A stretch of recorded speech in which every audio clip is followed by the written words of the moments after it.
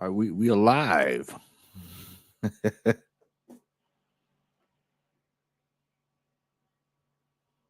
hit your mute button, Tony. You got your mute button on. Yeah. There you go. Now you good. Can you hear me? Can you hear me? Can you hear Loud me and now? clear. Loud and clear, brother. Loud and clear. Right? Yes, sir. I think I still have something. I'm still hearing some voices here on my PC. I mean, I have to solve that bit of a technical issue.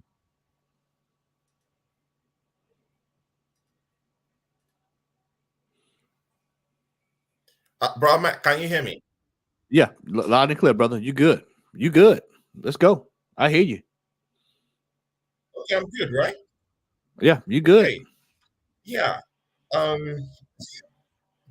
Yeah, I don't know. I'm still hearing voices from my PC. I don't know why. I'm just trying to. If you got check in your tabs and make sure you don't have YouTube open.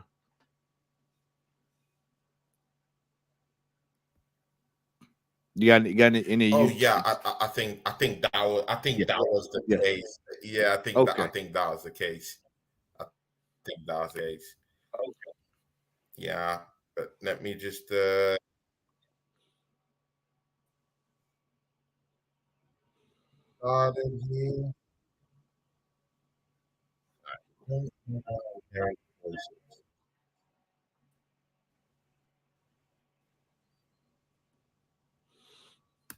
It's technology, man. You know, StreamYard's been acting up a little bit for everybody the last month. Man, StreamYard is acting up like real bad, man. It's been like that. Really it's been like that. Acting up real bad. Everybody. Yeah.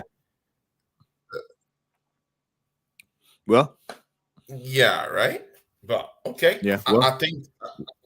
But right now, I think I'm live right now. But can you hear me? You're live, brother Matt. Yeah, brother. You good over here, man? I don't know what's going on over in Finland, but you good over here? Oh, I'm good there. Yeah. Yeah, you good. That's all that counts. Okay, you good over here, ladies and gentlemen. Yeah, you welcome, guys. Yeah, sure, man. See, guys. Yeah, you are welcome. Yeah, to today's episode. Yeah, it's a new show for me and brother Matt. Yeah, guys, and of course it's called The Two Henchmen Review and Reactions with the Southern Gunner. No other person than my brother. Yeah. The Southern Gunner. Southern Gunner, you're welcome to the show, man. Brother, it's good to be back. You know, starting to get back in the swing of this. The season is just about upon us here. And I'm glad to be back, man. Like I said, I've been working. Anybody knows that I've been working for a lot the last week. So, but I've been, like, as I told you before the show, I've been in the shadows. But I've been, like, as I told you, I've been watching. You've been in the shadows, brother. Been in the shadows, brother. Okay, see, you know what, yeah, brother Matt, yeah, let's walk straight right into it, yeah, let's walk straight right into it. You saw yesterday's game, yeah, please, just without sugarcoating anything, without any delusions, yeah, tell me what happened in that game yesterday. What the hell happened in that game yesterday? What you saw yesterday was a case of what you saw yesterday was a case of what this team is going to be seeing this season. We have a soft underbelly. This past week, the last couple of games, the was it level? Who did we play first? Was it okay? What was the name of the team that we played first? I can't even. The German team. We beat them. It was MLS. We actually played MLS. MLS. Yeah. Okay. Well, the preseason game before the MLS game, whoever that was one people were going crazy over. Then you looked at the MLS game. People went through the moon. Let me tell you something, buddy. I could have went out and got 4 or 5 kids I coached in high school to go out there and beat that MLS team. People are out here overhyping. See, this is what Arsenal fans do. We overhype, overcompensate. And then the minute we play a half decent team, a half decent. And y'all wonder why people ask me, well, brother Matt, why are you not going to the game? You think I'm going to spend it will cost me $2,000-$3,000 to go up to New York to watch that for a total trip to watch that. Wait, $2,000-$3,000? Yeah, because I got to pay for a flight. I got to pay for somewhere to stay. I got I can hear Gary now. Well, you could have stayed with me, but I do. Gary probably get up there, food, the ticket itself. I told y'all our tickets were $300-$400. Shout out to TJ Warren. I think he went to the game yesterday. And there's no way. I've been to an Arsenal game before. I'm not going to that Arsenal because I knew better. I knew better. I told people I was not going to that Arsenal game until I saw the full entire squad, all transfers brought in, all quality players brought in. No, we have a long way to go. This is why, Tony, when you watch that game yesterday, what you saw is a team that is not together yet. Well, why are you saying that, brother Matt? Because we just brought Rice in last week. Rice has just gotten the team. They hadn't even got sorted out. We're about 2 or 3 weeks away from City. We hadn't even got sorted out. People say, "Oh, this is just preseason, nothing to worry about." It's a lot to worry about. Look at Gabrielle yesterday. Look at that. Look at that flap. You saw it? Oh my God! That right there. This is a man. That one gave me a big headache yesterday. Gary. I'm not Gary. Tony. That is textbook Gabriel. That's what we've seen. That we know. That's him. Declan Rice. Where was the minute was it who's that got tackled by Martinez yesterday? Who's that got tackled by Martinez yesterday? I can't remember who it was offhand. Saka got yeah, it's like a mob hit on Saka, and people are just where was somebody that just knocked the hell out of him to set the tone? Yeah, it's a friendly. No, it's a game. I expect this team to be getting sorted out and being prepared for the season. And it looks like what's going to happen from right here. It looks like we're going to have 3, 4, 5 games of the team trying to get figured out. Also, let me get on this right now. I don't even want to forget about this. I've got to get on this right now. Bro, get into it. Tony, get into it. I have told people. I have sat here for the last 2 years. Me, Lee Gunner, you, Jazz, TJ Warren, Dale, Carl Rossi. I can just go down the list of folks. Troops, everybody has sat here and we have said that Eddie Nketiah is not the man for this team. And what did you see yesterday? No. What did you see? It's not. What in the chat? What did you see yesterday from Eddie Nketiah that shows that this man is the talisman that this team needs? I told people this man should have been sold last year. He should have been gone. He should have been out of here. Should have been out of here. Yeah. And I'm not going to stand for it this season. You can say I'm negative all you want. The fact of the matter is this. The stats play it out for me. We blew last season. We're going into this. We waited to the last minute. We should have been bringing in Declan Rice beginning. We should have paid the money up front, had him already in the team. We should have had Partey should have started out yesterday. What happened when he came on the pitch yesterday, second half? What happened yesterday, Tony? You saw it. All this experiment. Brother, you go with what's best first, and then you sort all this stuff out.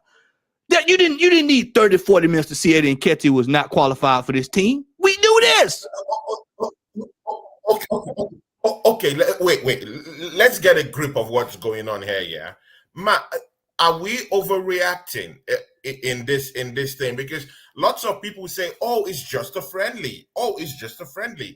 Me too. I think it's a friendly. Yeah, but it's true. This means that you get to know if your team is prepared for the next season. Right now, Tony. I expect Mikel Arteta to test out these players and let them, integrate. Why do you need to test? Why do you need to test a car? Why do you need to test a car that has no engine? See, Matt, yeah. But the thing there is that yesterday, I did not see a team that played together. There was a big improvement in the game against the MLS, but they're not a big opposition in it. But Manchester United is a bigger opposition, and man, we just threw everything out the window. Like Tony, this was around. Mikel Arteta experiment. I have it. I just bigged him up in the last match. Told y'all. Totally in this matchup, yeah. Oh my God, I couldn't see him at all. It just disappeared into thin air.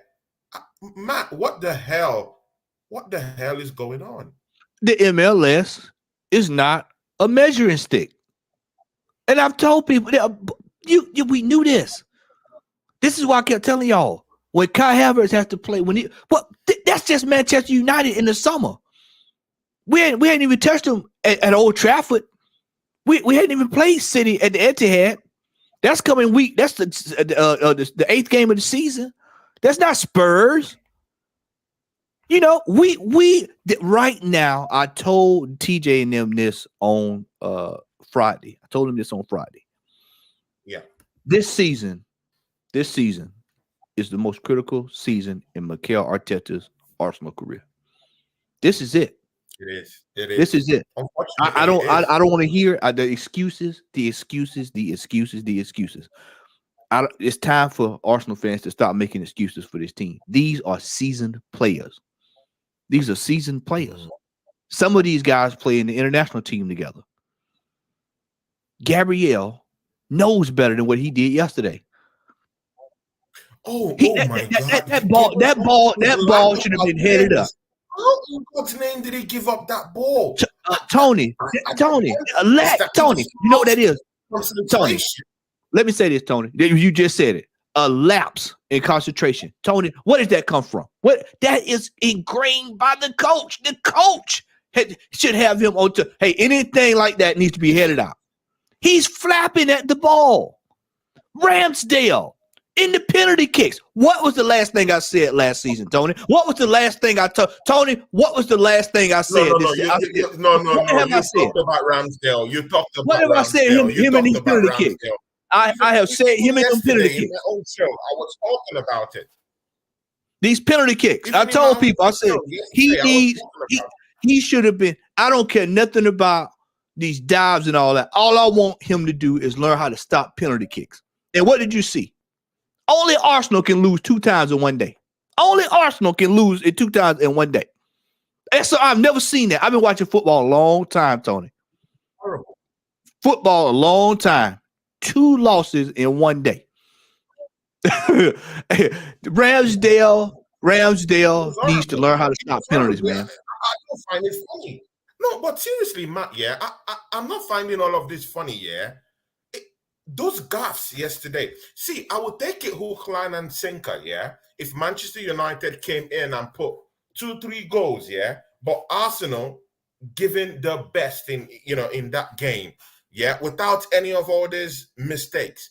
But my oh my, Ramsdale, how can you allow the Manchester United captain, yeah, just get ahead of you, yeah? A long-range shot, and you allow that long-range shot get into the net. There was so much. It's so much to unpack with this game, Tony. It's so much to unpack with this game. Where was Florian Balogun yesterday? Where was he at? Huh? I don't know. He disappeared. Did you see him? Where was he at?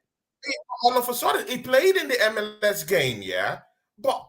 And he had nothing but good things to say about Mikel Arteta in the post-game interview. Yeah, he gave good, very, very good post-match presser, with the boys at the end of that game.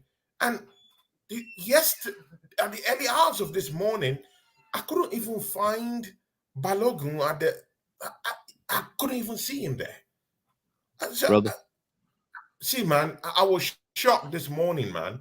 I was stunned because I was giving Arsenal 3 goals to beat Manchester United by at least 3 goals to 0. Yeah, that was what I was looking at, Matt. But to my surprise, the way we played, yeah, it was so lackluster, yeah. We couldn't even encroach into their 18-yard box. Manchester United kept such a very, very, very tight low block, yeah, and they attacked when they should. The young Mino, they have this player called Mino, yeah, in Manchester United, a young kid. He just mashed out everything. Anthony just simply like bamboozled them down the left hand side. It was a shocker yesterday. Yeah, a shocker. Saliba looked shaky in a way yesterday too. I was kind of like surprised about Saliba. He's one of the best centre backs in this league, but yesterday he was shaky in a way. So I don't know. Is this some kind of like rust or something?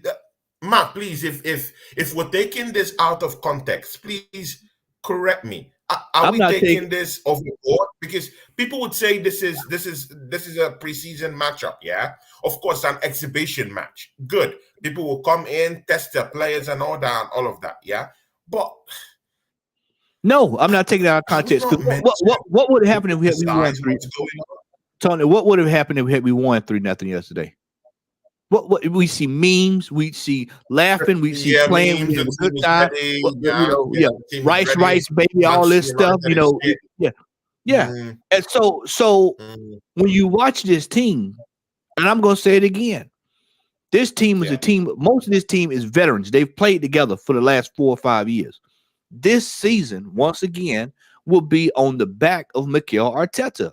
This is it.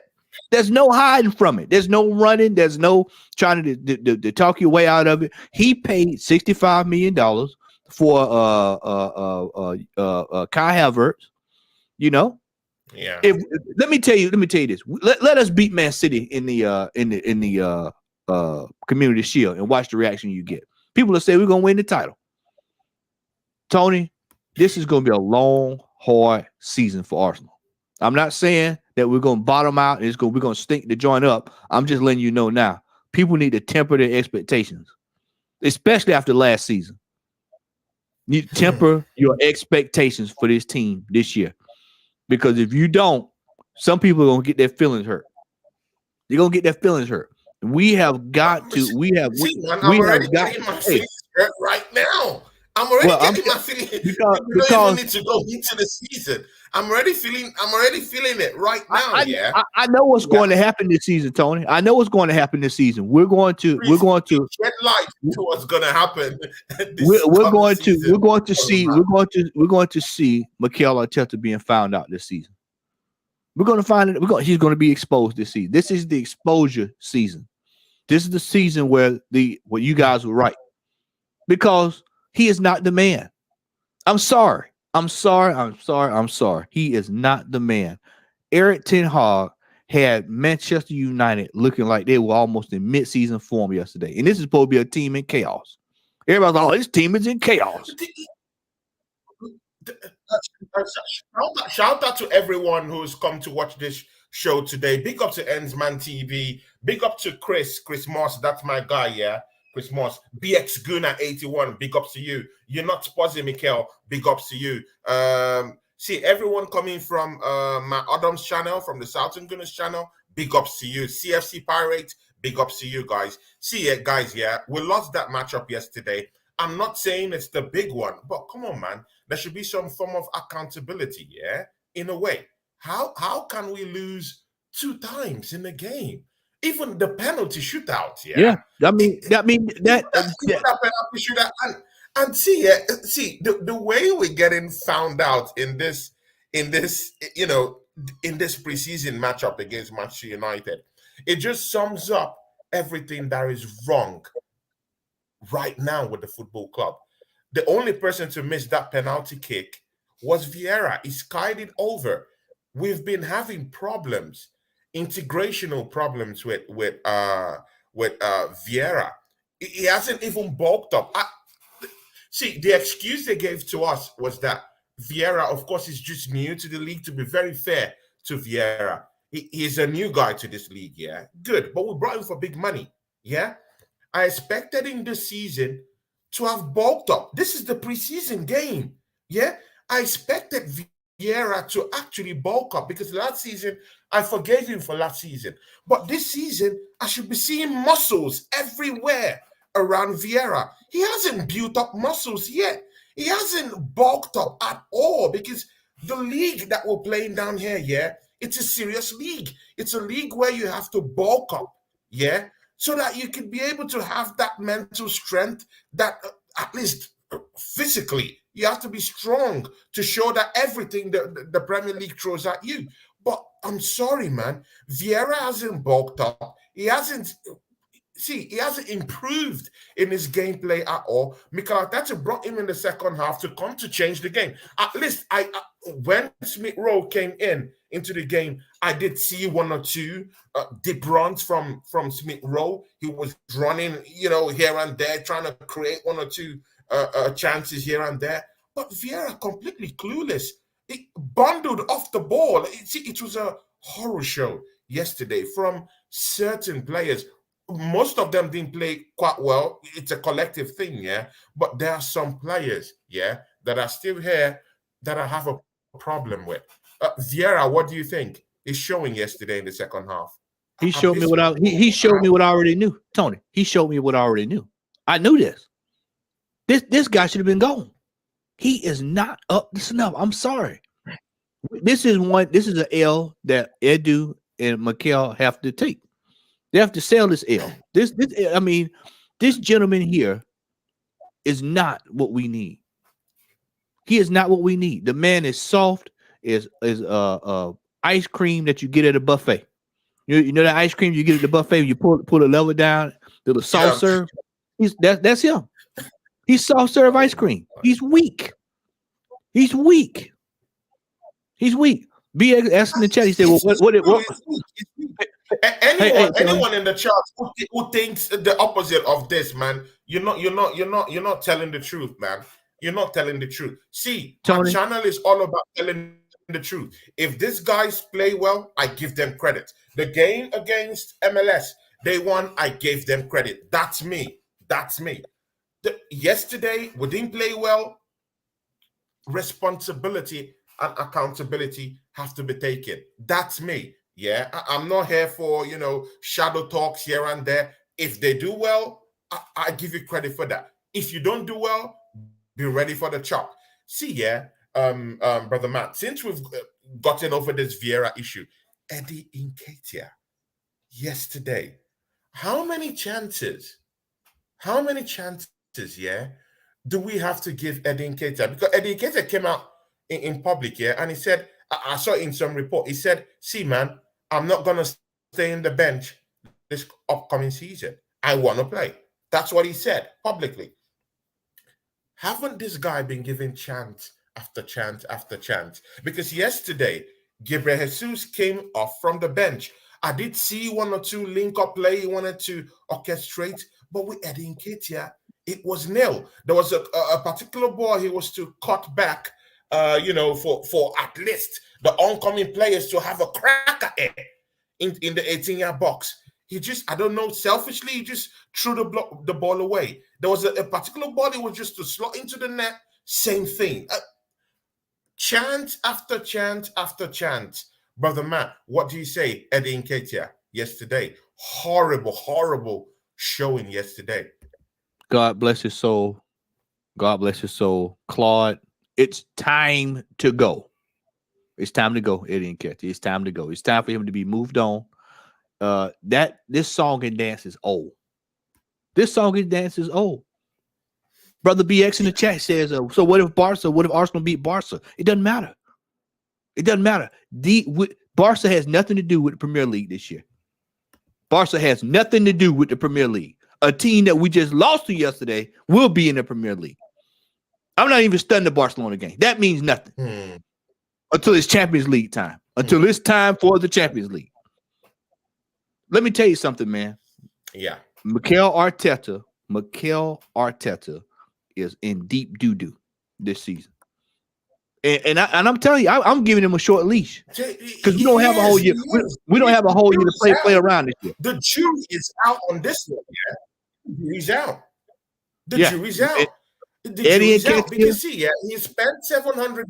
Yeah, I expect to see integration in this team. I expect to see a form of dominational play.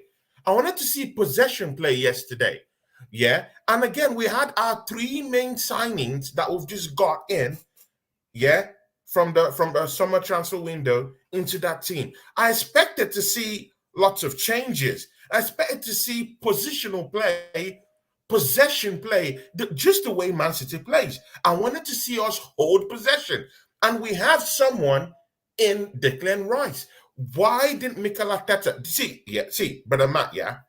We have Thomas Partey in that team, ready to play yesterday. Hey, Tony, why before you go there, not experimenting? Yeah.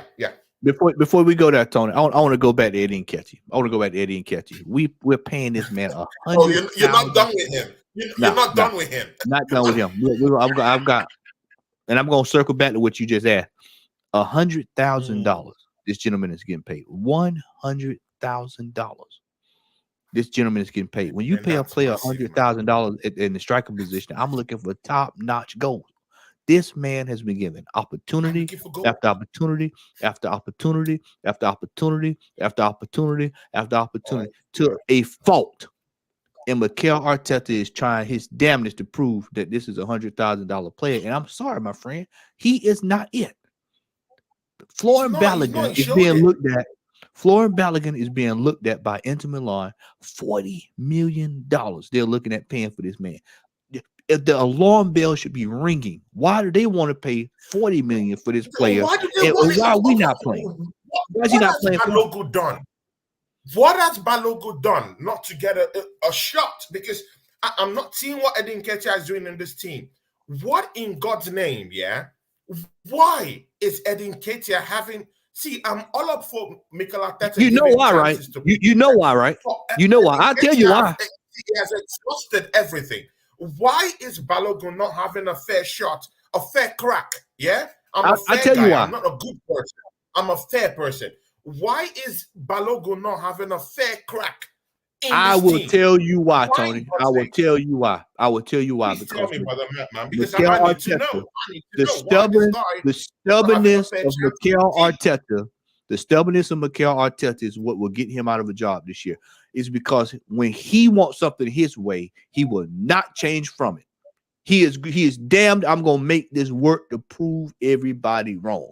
That this player here, because he invested so much in Eddie Nketiah, $100,000, number 14 shirt, a 3-4 year extension. I have got to make this work. No, I'm sorry, my friend, it ain't working.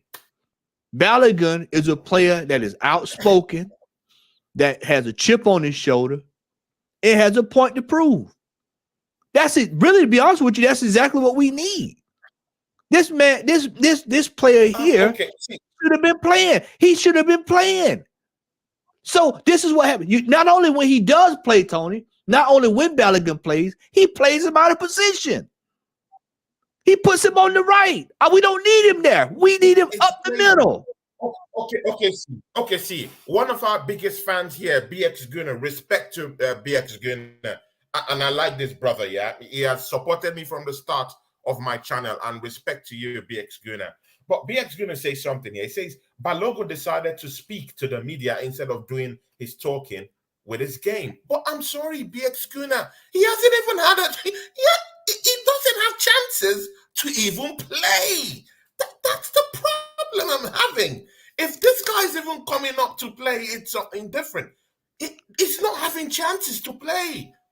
I'm sorry, BX Gunner, I have to disagree on that one with you, even if I do respect you and you're my big brother. So I do respect you. But man, he's not having chances to play. I've had enough about Eddie Nketiah, yeah? Let others have a chance. At least give them a fair chance. And again, BX Gunner, yeah, I don't see any problem with Balogun talking to the press. because this guy's not getting any chances. He's gone to Rennes, yeah, a team in France. He's gone out there to prove himself. What we and other gooners were saying is that, okay, 2 seasons ago, is that Balogun is not good enough to start now for the Arsenal team. Yeah, good. We all said that. I said it. Even if he has a lot of potential as a player. But again, he goes to France, yeah. He knocks out that league, yeah, scores up to 21 goals in the league, yeah, in Ligue 1. And mind you, this is a league where Kylian Mbappe is playing, where Lionel Messi was playing down there last season, yeah. And he banged in 21 goals. Good. Now, he's coming back to a league where the manager should at least respect what he's done. This guy has gone out there, you know, and played out there, got good goals around there. He should be coming back to chances, to an opportunity. Chelsea Football Club were actually in it to pay £50 million for this guy. Inter Milan wants to pay £40 million for Balogun.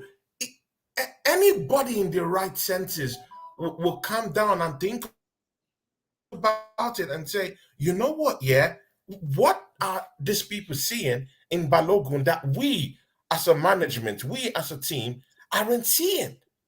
But we're not thinking about it. This guy's not giving any chance. And even in the tryout yesterday, he can't even get in to even prove himself. And that's where my problem is with this team. At least give the guy a fair chance. Give him a fair shot. Let him play. Tony, people will tell you, they'll come to you and they'll say, well, he played in a farmers league. And I say, okay, well, I'll raise you one then. If he's in a farmers league, then he's been planting the crops because he scored 21 goals. He's got a good harvest from what I see. If he's in a farmers league, he's been planting exactly. He's done the right planting. He's sown his seeds. Let me tell you something, man. This brother should be getting an opportunity to play. He should be getting an opportunity to play, bar none. Bar none. I'm sorry. They can say what they want to say. The eye test, he has a better disposition than what Eddie Nketiah has. Eddie Nketiah has just been in this team for so long, and like I said, Arteta wants this man to succeed. And I'm sorry, it's just like with Vieira. I'm sorry, those are two players that are not going to get us where we need to be. We don't have time for this anymore. We don't have time for this. If they're not going to spend the top dollar, bring it. Yeah, no more experimentations.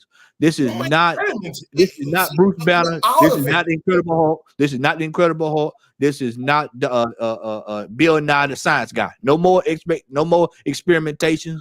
It is time to come out this season and produce. And if the man cannot produce this season, it is time for Mikel Arteta to go. It is time to go. See, brother Matt, yeah. And I want you to be fair in this assessment, yeah. If you were the manager of Arsenal Football Club, forget Mikel Arteta. He's our manager. I don't want him out. And see, we're just about starting. We're just about starting. We're in the start to a new season. We don't even have to talk about him going, or let him stay, no problem. If you were a coach right now of Arsenal Football Club and you see Eddie Nketiah's movement in this preseason, he played against MLS, no goals. He played against Manchester United, no goals and no performance. What would you be thinking right now? I want you to be as fair as possible. Yeah, remove any inclination that, okay, Eddie Nketiah is this guy that, I have a bias for. Yeah, just remove that from your head. Think about it fairly, squarely. What would you think right now about Eddie Nketiah with his performances in this preseason? And also think about last season, what he's done last season, yeah? Bring it into the fray. Bring out a framework. Bring out a blueprint. What do you think about this guy right now and with what you've seen in this preseason? It's time for Eddie Nketiah to be sold. I'm not changing my stance on that. It's time for him to go. It's time for this guy to go, man. I'm sorry. I am so sorry, man, that it did not work out for his brother. And I'm sorry. He may work out well at Crystal Palace. He might work out well at MK Dons. He might work well out at Queens Park Rangers. He might work well down at Bolton. He might do put in a tune for Cardiff City. He can go over there with Aaron Ramsey. He is not what Arsenal needs. I'm sorry, y'all. I'm sorry. He is not it. Eddie Nketiah should have been the player that was loaned out last season instead of Balogun. He should be loaned out this season. Yeah. Because he is not up to snuff, man. He should be loaned out this season. It's not up to snuff. And the reality of the situation is Arsenal like enough is enough. Tony. Arsenal fans like a comeback story. Arsenal fans love a comeback story. Enough is enough. Tony, let me say this. Arsenal fans love a comeback story, and they love to cheer for the underdog. I'm sorry. This ain't it. This is not one for you. I'm sorry. It is time for him to be rolled on. I'm sorry. But again, yes. See, Brother Matt, yeah. Should it be an underdog story? See, I do care about Arsenal Football Club. I love this football club. And I want this football club to win trophies. That's what I'm after. I'm not after the politics about the whole thing. I'm not about making data in, out. I'm not about players in, out. I want to win trophies. That's what I want. Yeah.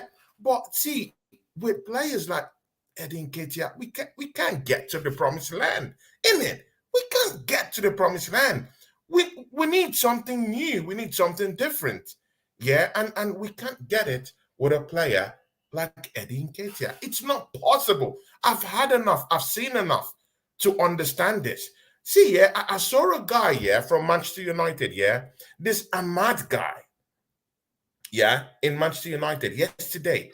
I saw the way this guy was playing. Like, just watch this guys, yeah, this new Manchester United guy. See how that guy was playing. That's what Eddie Nketiah should be doing, causing problems around, in and about. Cause genuine problems. Pick out the right passes.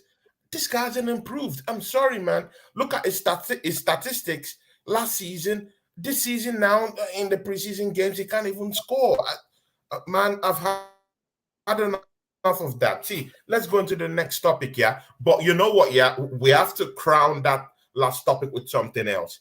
See, with the showings of our strikers yesterday, yeah? Gepe Jesus came into the game yesterday. He couldn't score a goal. Eddie Nketiah fluffed his lines. No gameplay.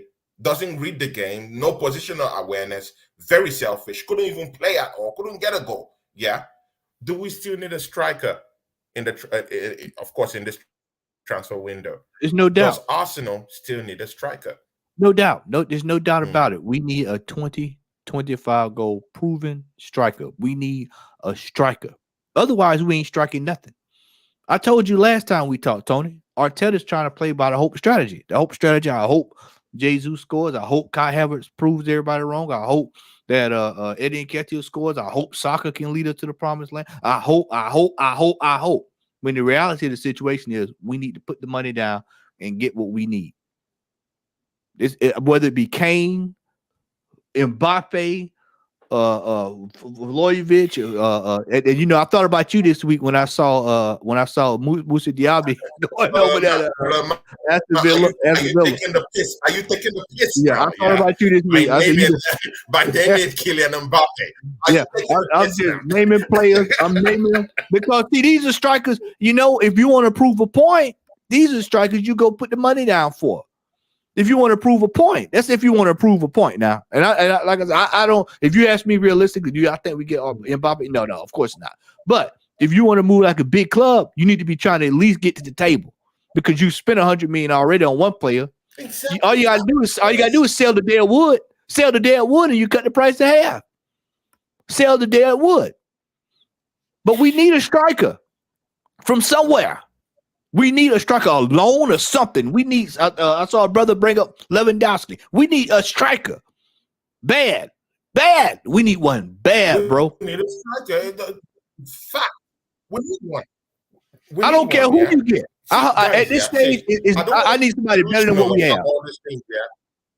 Ivan Toney, thank you, Wolfgang, thank you, Ivan Toney. I keep forgetting about Ivan Toney because he's not playing this season. Ivan Toney would be perfect.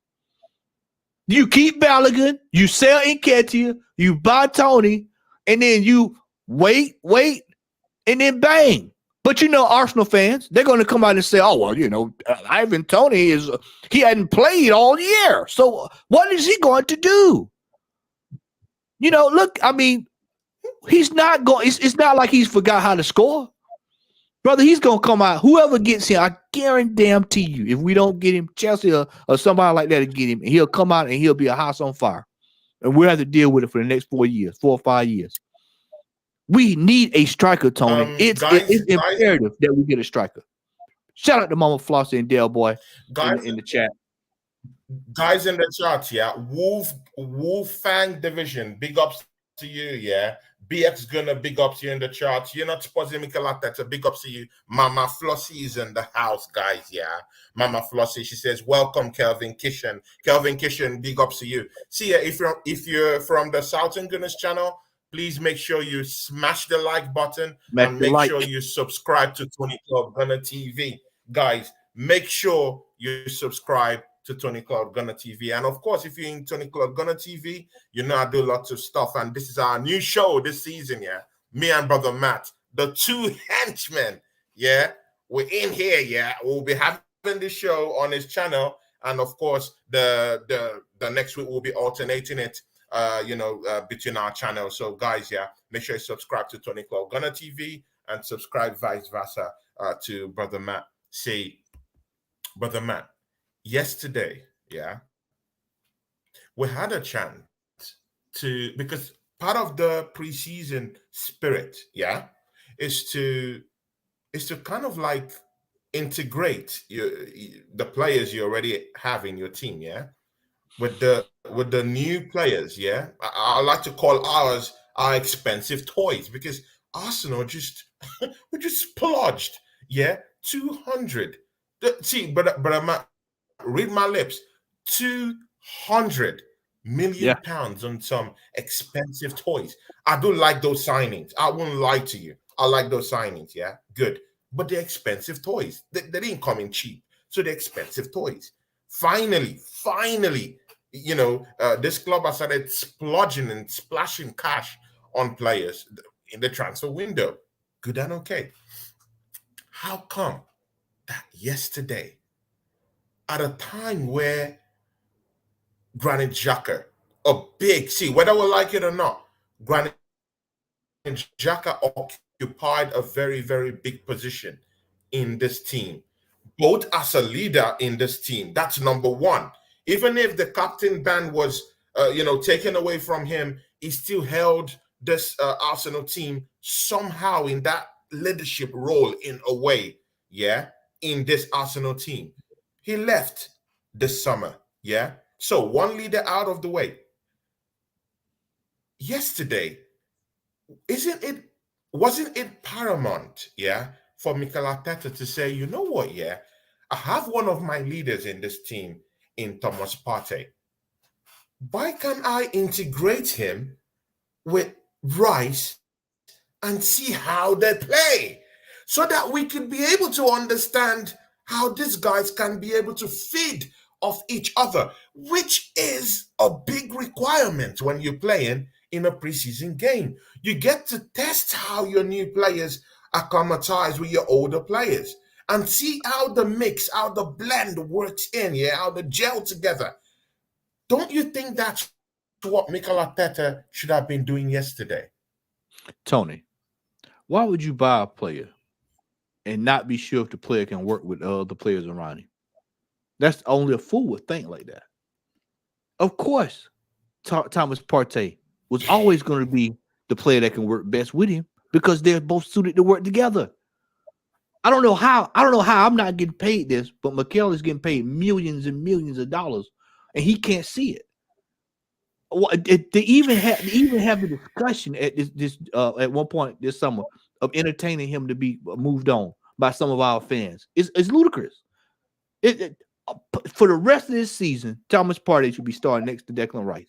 The entire season, Tony. I don't want to see that Kai Havertz thing again. I don't want to see that. We know it's no good. I don't want to see Vieira next to Declan Rice. That's no good. Everything, Declan Rice next to Vieira, Declan Rice next to Kai Havertz, Declan Rice next to Odegaard. That's all soft underbelly, Tony. That is tickle the puppy. Those what I just called out is what you call if you're tickling the puppy. I do not want to see that this season. I want to see Partey Rice. Cayenne says it 100%. Don't want to see that again. Cayenne, pull. Yeah. Cayenne is in the house. I'm going to use Cayenne's name right now. I'm going to use Cayenne's name and put Rice and Partey in this cayenne pepper. I want to see that. I want to see spice in this cayenne pepper, guys. I want to see that in midfield. I don't want to see soft underbelly anymore this season because I know it's not going to work. We're going to get overran. Lee Garner said this. He said this before we even got Rice on the team. He said, if you do not put him with Partey, you do not put him with Salcedo or somebody that's a position. You basically have we're weaker in midfield than we were last year. But see, people don't see that. All they want to see flair and flash. No, Mikel Arteta wants to play. He wants to play sexy football all day long. And sexy football is what cost you coming down the stretch last year because you did not play people where they needed to play. He's done this, Tony. Hold on, Tony. He's done this year in, year out, where he does not want to play people where their strongest point is. Or he does not want to put the player that's in the team that can play in the best position to help the team. Thomas Partey came on yesterday, and what happened when you brought him on yesterday? What happened with him and Rice yesterday? They operating fine. Why does he want to experiment? I know people will say, oh, this is preseason. We got to go look and we got to see. We got to go and analyze to see. It doesn't take a rocket scientist to see that Partey and Rice should be starting together. It doesn't take it. And if you want to try Kai Havertz and all that stuff later on, when you're up 5-0, 2-1, 7-1, something like that, then that's cool. But right now, he needs to be going with what is the best team that will get him the optimum outcome for the rest of the season. This is why I heard people this week say, like TJ said, he wants to see the best. He wants to see the best team, the best team on the field. This is what preseason is for, to get the best players on the field, and so that we can see them and they'll be ready to go when the season starts. But I'm not, see, where the hell was Zinchenko? This is a preseason. See, this is a preseason exhibition. Don't get me started on Zinchenko. Don't get me started on Zinchenko. Where are our best players? Where was Zinchenko? Yeah, because we know he's gonna see. I know he's gonna start next season. It's not gonna be Tenny starting next season. Where in God's name is Zinchenko? He traveled with these guys to the US. Where the hell is this guy? Oh, let me tell you what Zinchenko. I'm going to. I said this Friday with TJ and now I'm going to say it again, and you're going to hear me say it again before the season out. You'll probably hear it on the first watch along with me and Gunner. Look here, this is it for him too. This is his year. This is it. This is it. Politics and all that stuff, that's cool. I need you to play football, son. That's what you're getting paid to do. You're getting paid to play football. You're getting paid to play at a prestigious club at the highest level. You've been on 2 clubs that play at the highest level, and you have yet to produce. This is the season for him. I don't care anything about CNN and Piers Morgan. I don't care anything about the BBC. I don't care anything about Sky News. I don't care anything about Bloomberg Television and all this. I don't care about Fox News. I don't care about MSNBC. I don't care about any of that. I care about trophies. And if he's not out there talking about how I'm going to better myself as a football player this year and lead this team to the promised land and play my position and become a better defender, then that's nothing to talk about, Tony. He's another one that's on the chopping block. God rest Chick. God rest Chick's soul. He's another one on the chopping block that needs to be looked at this year. If he is not up to snuff, he needs to be sold, moved on. Bring somebody in that can do the job. It is time, Tony. This is year 5. 1, 2, 3, 4, 5. 5, Tony. 5. This is year 5 of where we have had to sit here and wait on these players to develop. Some of these players to develop. And they're getting paid too much money. He's been giving time after time after time. Enough is enough. See, brother Matt. See, brother Matt, yeah. See, I also have a problem with something yesterday, yeah. This issue of Trossard. The way we treat that guy, yeah, he's putting in the transfer request in August. Trossard, he's putting in the transfer request. This guy, yeah, with the hair dry treatment, yeah, last season. I remembered around March, this guy winning the player of the month, yeah, for March. And he couldn't get a start, yeah, in April. Good. Let's throw that away. Just scratch that, yeah. Throw it away. We're now in the new season, yeah, in the preseason tour. This guy comes, yeah. He starts up that matchup against MLS, yeah. He scores a goal in that matchup against MLS. He starts that matchup, and now we're bringing him from the bench in the game against Manchester United. Like, what does that do for his confidence as a player? Knowing that he already has carried that trauma from last season, yeah, where he gave all his effort, yeah, in that month of March, and he couldn't get a start in April. And now again, we're seeing trappings, yeah, we're seeing trappings of that same attitude again. Yeah, he scores a goal in the MLS game. He starts in the MLS game, gives his all because he's a great player. I'm talking of Trossard, yeah. And again, against Manchester United, you're bringing him at the tail end of the match to do what? And he scored a goal against MLS.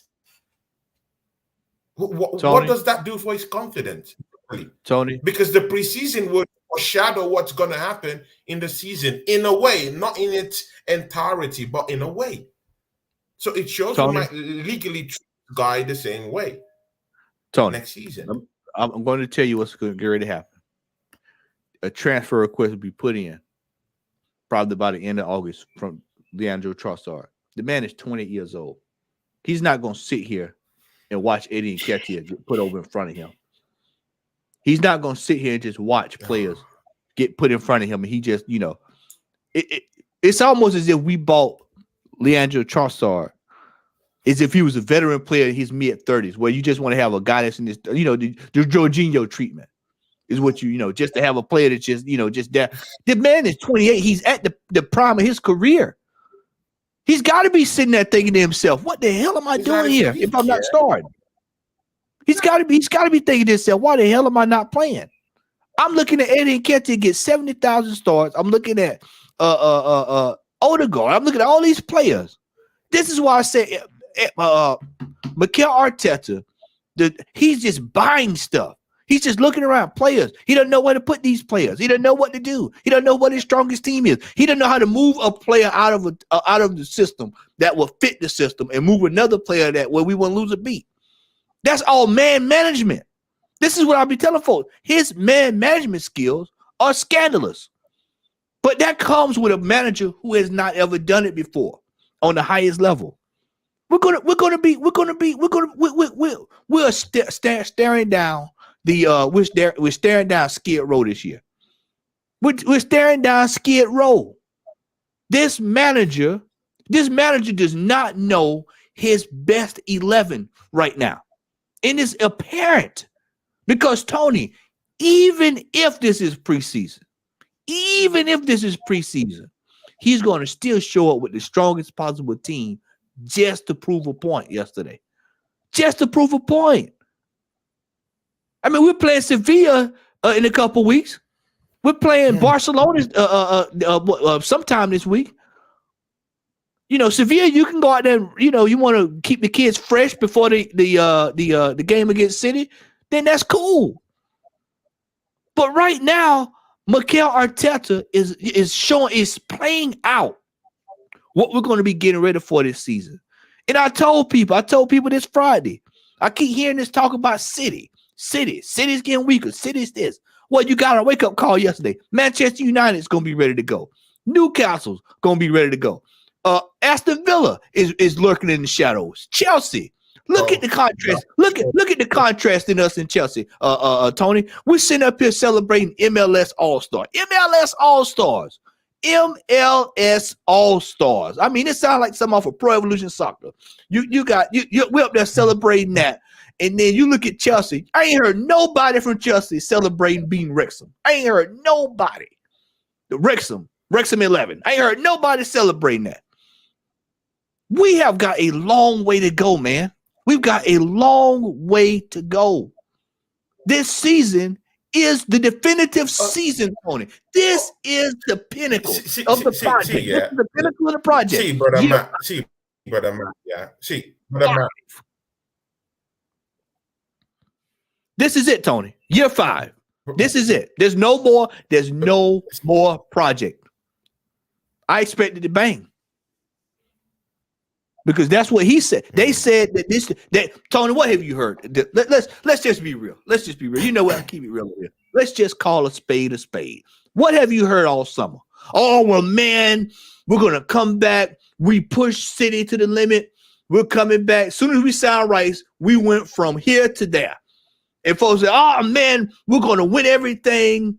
XYZ, we play MLS. You saw it dancing on the pitch. You saw Rice, baby. You saw rolling in my 5.0. You saw play that funky music, Rice boy, all kind of silly shit. You saw it.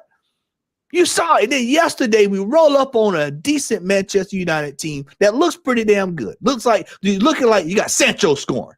Now you know that's a cause for concern when Sancho starts scoring. You got Sancho scoring goals. Oh, you got the guy. Yeah. I'm telling you, Tony. People can say what they want to say. I'm looking at people are looking at it as preseason. My mindset is I'm getting ready for the season because I already know based off of last season what the team was. Yeah, we added a few pieces to the puzzle, but we still have the same manager. Will the manager have learned from his mistakes last season? What did we say? What was I sitting here saying back in April? Will the manager learn from his mistakes? Apparently not. Yeah.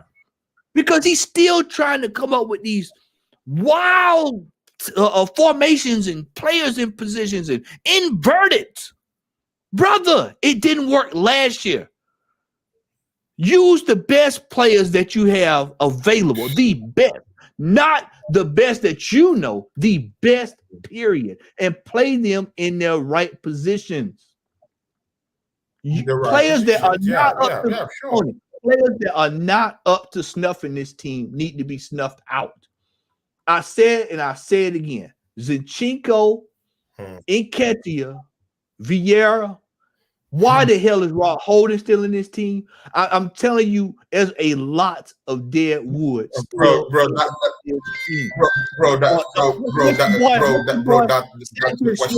is still in this team. A lot of dead wood is still in this team. Partey at right back. This is 1, 2, 3, 4. It's either 4 or 5 at this stage, and 4 is long enough. If this was any other team, they'd be screaming to put him out. Because this is it. This is it. Tony, this is the season. We have worked for all the work that we did to get back in the Champions League. What would you do if we turn around this season and don't even qualify for Europe? And then here we are back where we started from again with a bloated salary situation again. This is why I said the leash is short with Arteta this year. And we have to start looking at some of these players that's been in the team for a while. And I'm not afraid to call names. Martinelli has to step up this year. Odegaard. I mean, this is it. This is it, man. Because it's either put up or shut up this season. Everything just went wrong. Everything just went wrong yesterday. Martinelli, who had such a good showing in the last matchup against MLS, he had a chance, yeah? In fact, 2 chances to just put the ball straight into the net. He just goofed it. He goofed that opportunity. Yeah, to be very sincere with you, very good player. I love Martinelli, yeah? But again, he should be scoring those 2 chances, yeah, that he had. You should, The you standard should be has to be putting those raised kind this of season. balls. Like standard, you should be putting it in the net. And see, I have a problem with this, yeah. We have a striker, or we have strikers who aren't in the 18-yard box. Have you noticed that Gabriel Jesus, even when he came on yesterday, he's not in the 18-yard box. So Nope, when these players, yeah, when people like Saka, yeah, make those deep runs in, all those cut ins and everything, there's nobody in the 18-yard box to put the ball into the net because none of them are there. They're doing work off the ball, and no one is. See, the 18-yard box is empty. No one is there to help out in the 18-yard box. No one is there to pick up the loose balls in the 18-yard box. See, the opposing defenders are free. No one is there. Even Gabriel Jesus is not even there. The goal he scored against MLS, he scored it outside the 18-yard box. He's not even there to even fight for it. So, Tony, see, I have a big problem with the whole tactic. Yeah? Tony, that's been a problem since last season. We got forwards playing defensive midfielder. This is why I said you need a striker. You need a striker. You need an Ivan Toney that sits in that box. Just sit right there. Send it in. This is why teams put us under pressure. Look at how much pressure we were up under. Tony, look how much pressure we were up under when they decide they want to come forward. We'll pin back in our half, and we'll look up and our striker sitting right there in back there cleaning up trash. Tony, this is why I said this whole thing with this man management from Mikel Arteta. It was our doom last year, and I have a feeling it's going to be our doom again next year, because we will not play a formation that makes sense with the players that we have, and he will not play players in positions and tell them to play in positions where they are the most effective. Gabriel Jesus is more effective up top than he is playing deep, coming back, trying to drop it back. See, brother Matt, yeah, talking about.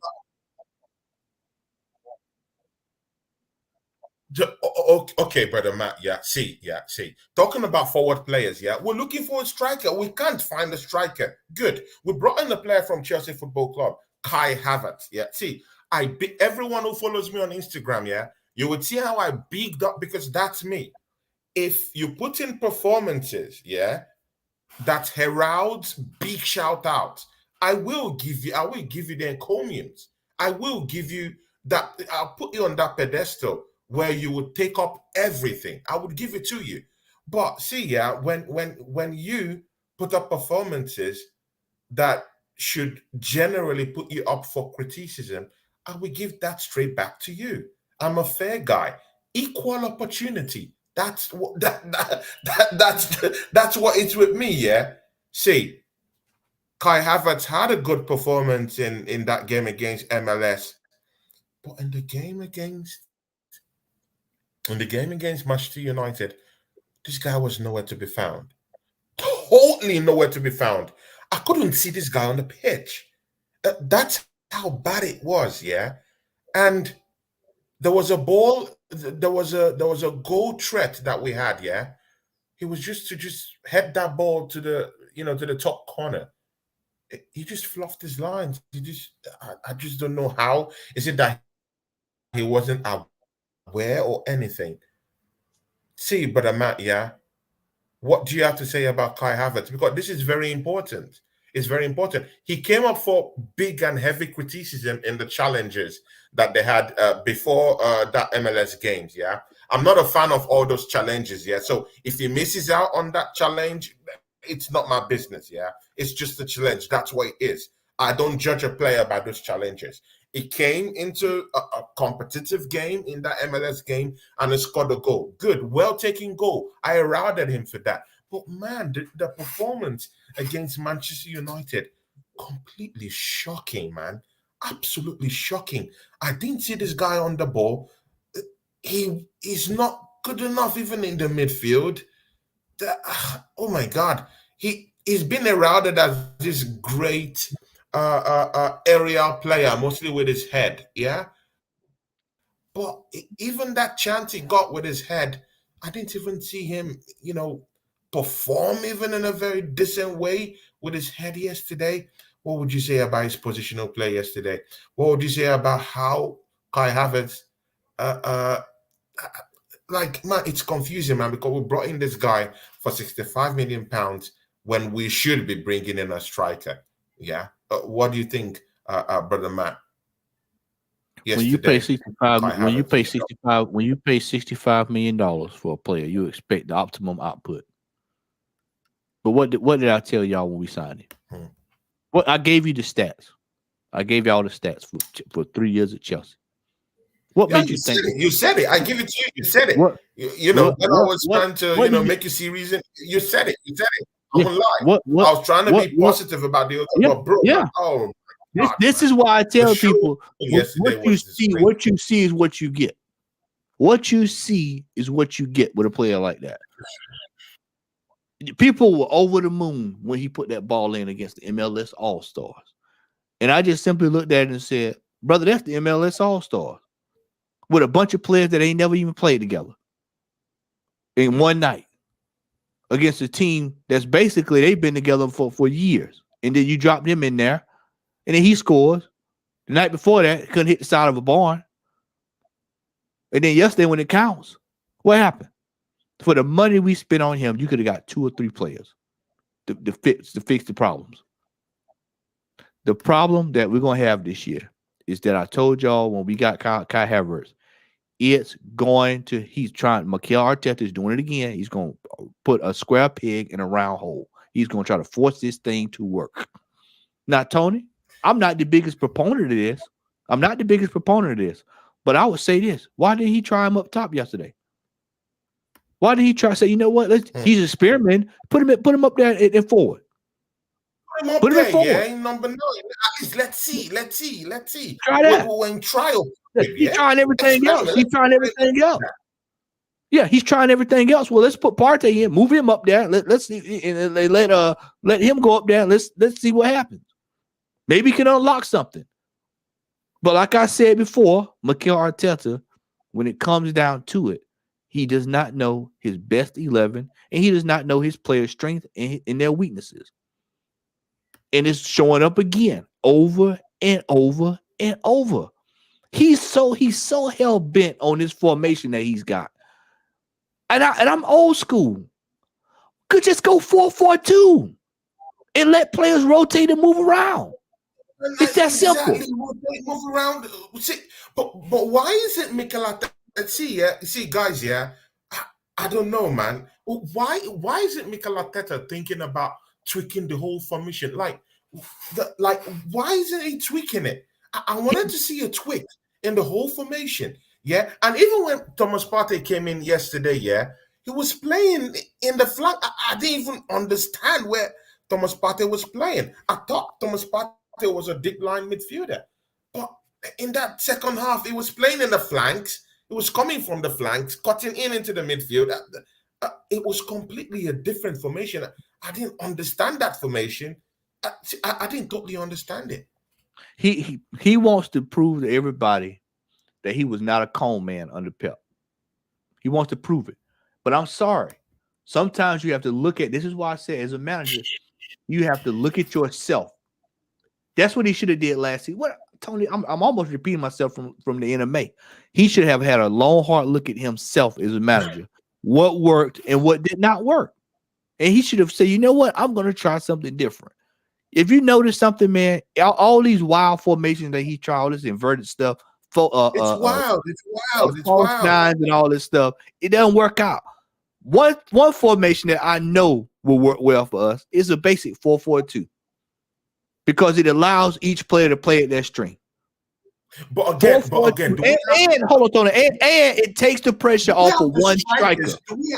See, brother Matt, you're talking of a 4-4-2, but we don't have the strikers to actually push us through in that 4-4-2.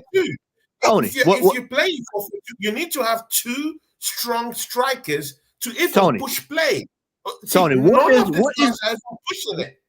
does the manager want to do? The manager wants to do link up play. That's what he wants to do. Okay, I raise you one. I say, all right, I see you.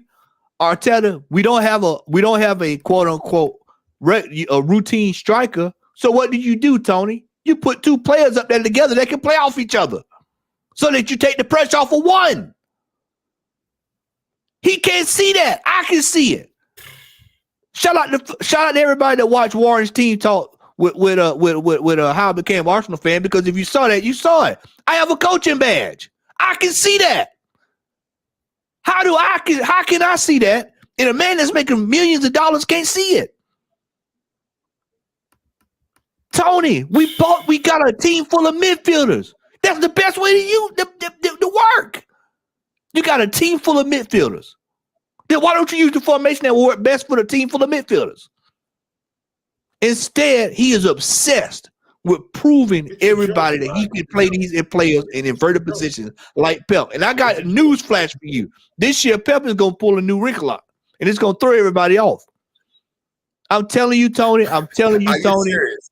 Yeah, he's gonna pull out a new wrinkle this year. A new format. He's gonna go away from right? It's gonna be a stinker, right? He's gonna pull out a new formation, and it's gonna really throw some folks for a loop this year. I'm telling you, man. This inverted thing that this manager is trying to work. This inverted back, forward, front, a Leo formation. This back, front. You know, Konami code stuff. Up, down, left, right. AB star. That stuff ain't working. It's over. Tony, that stuff worked. Tony, hold on, Tony. That formation worked. That formation worked the first 20 games of the season, and we saw what happened on the back end of the season. We saw what happened on the back end of the season. And we're sitting right here, right now, going through preseason, looking at the same thing, whether people want to admit it or not. We're looking at the same exact thing that we scuffle with coming down the stretch of last season. So that's cause for concern. But what you got is you got a section of fans that's saying, well, it's just preseason. We overhyping this. But I'm looking at a continuation from what I saw last season. And Wolfgang just nailed it in the chat.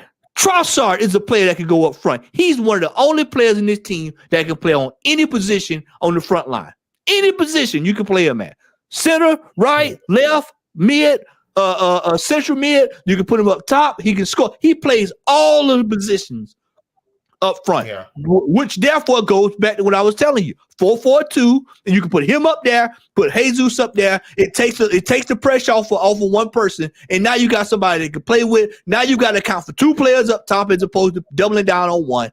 Because you know what happens when Jesus gets the ball. They drop soccer. They drop an extra man in to force him into trouble. They force bad passes, counter attack, go down, score, bang, boom, bosh. That's what happened. Now, if I can see that, how can Mikel Arteta not see it? It's just the reality, Tony. The reality is out of his depth.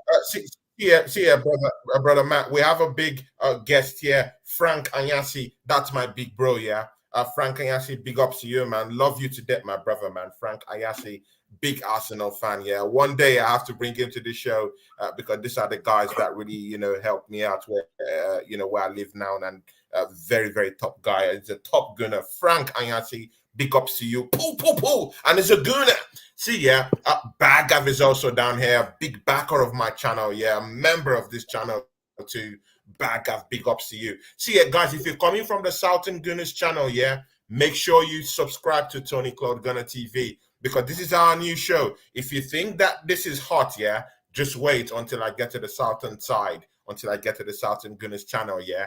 We're gonna tear shit up, yeah, that's for sure. We might not agree all the time, yeah, because, for obvious reasons, but see, man, whenever we come together, it's a splash. So make sure you subscribe to Tony Claude Gunner TV.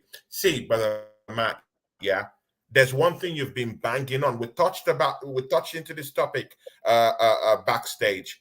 It's Ramsdale. See, yeah, let's go into this Turner issue.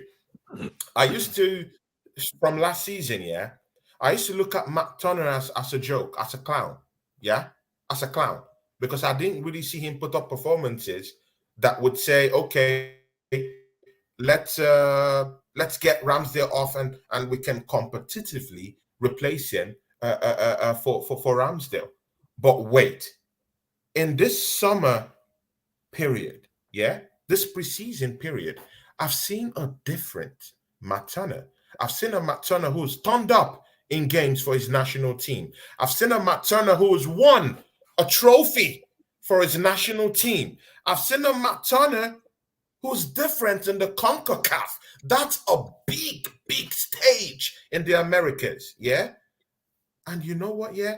I've seen a Matt Turner who have increased the positivity in him, who has grown in confidence and who have improved in his game. This guy can literally catch anything right now. He's a good penalty catcher. He's proven it time and time again with his national team. Why in God's name isn't Matt Turner down here fighting for his Ramsdale, putting fire right now on the ass of Ramsdale? Because you know what, yeah?